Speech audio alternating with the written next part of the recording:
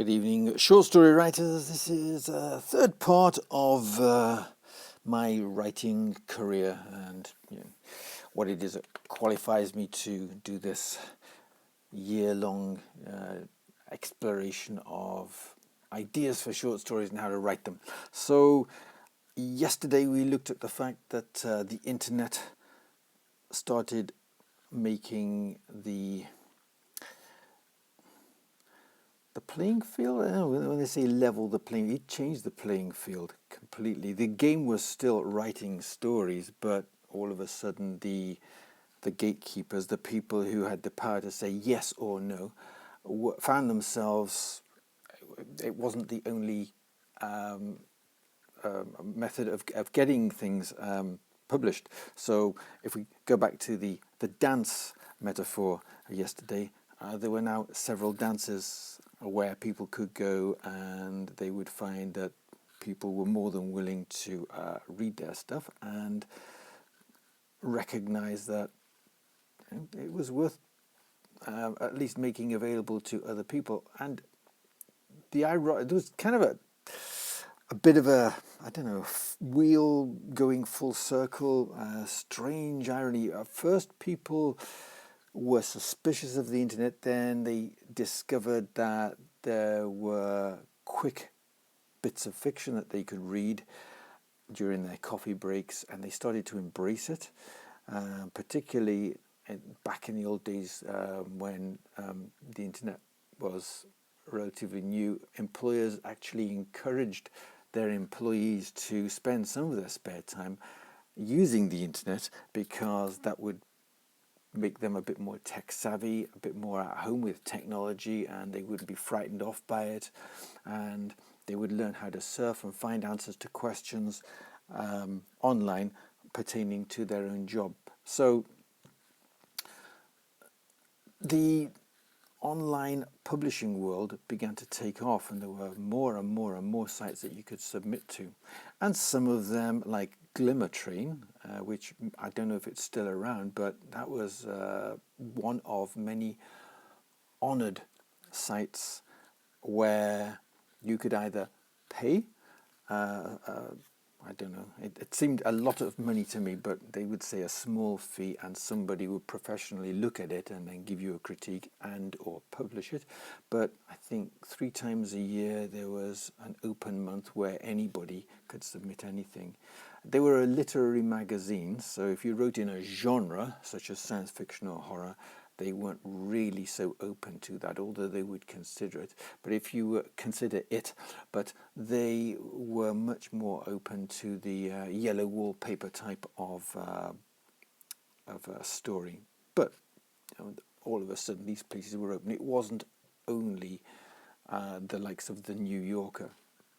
I met someone once who had, this will give you an insight into the minds of some writers particularly.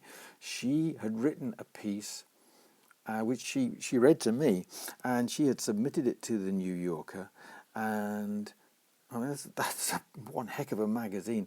And she turned them down. They sent it back to her saying, look, we love this, but we don't like this bit and the ending. If you change it, make these changes, we will publish it. And they were willing to pay something like $2,000, which it's a lot of money now, but it was, with inflation, it was worth even more. It would have paid her rent for a couple of months, apparently, maybe even 3 months at that time. And she turned them down because she felt that her writer's integrity would be compromised.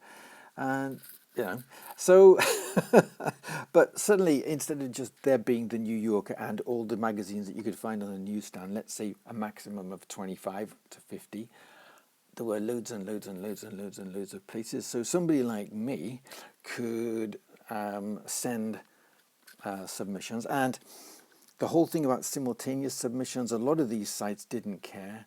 They just wanted, they recognized that they could be a bit slow. So if you sent one story to many places online, they just said, basically, let us know if somebody else accepts it, and we will sort of say fair dues, and that's it. So that whole thing I mentioned first where you could only send it to one magazine and wait for them to come back, and sometimes the process would take 6 or 7 months.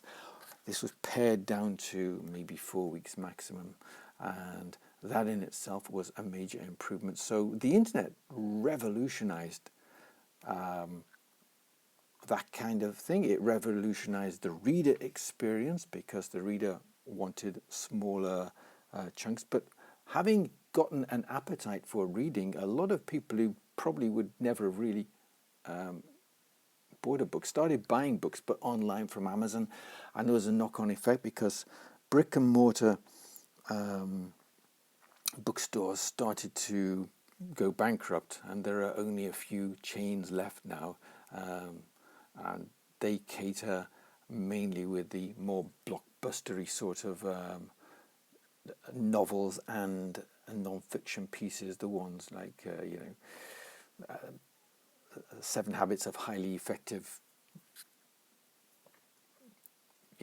insert word here. It was leaders at first, but it's been mimicked so many times now that you can the 7 Habits of Highly Effective Toad Breeders or whatever. So that and the Jack Reacher, Joe Nesbo. Trying to think of all the I read a lot of Jack Reacher novels. I've read all but one. I'm keeping them for Christmas time because that's part of my tradition. I like the Danes. I read something, but other than that, I tend to do music a lot. So there's a kind of a crossover and a lot of education as well. So but yeah.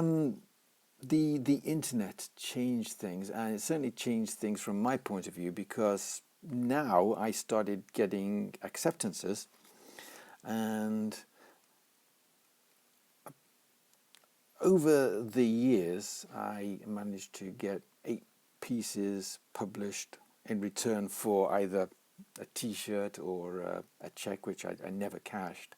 I was more proud of the fact that I'd made an impact on the world, and I think it was 2 nights. Well, I'm going to put it in the description of every video from now on. You'd need to type Pete by Roger Lord Zek, and it'll take you to that site, and you can read. They were early efforts. I sort of got the basics of writing, and it's a specific type of fiction called flash fiction, which I'll start discussing tomorrow, and how that shaped a lot of my progress. So it ties in with the fact that people could get bite-sized bits of stories. So that was a bite-sized story for that kind of market. All right, so just over the 8 minutes mark. Okay, good night, and like, subscribe, and all that other stuff. And we'll continue tomorrow.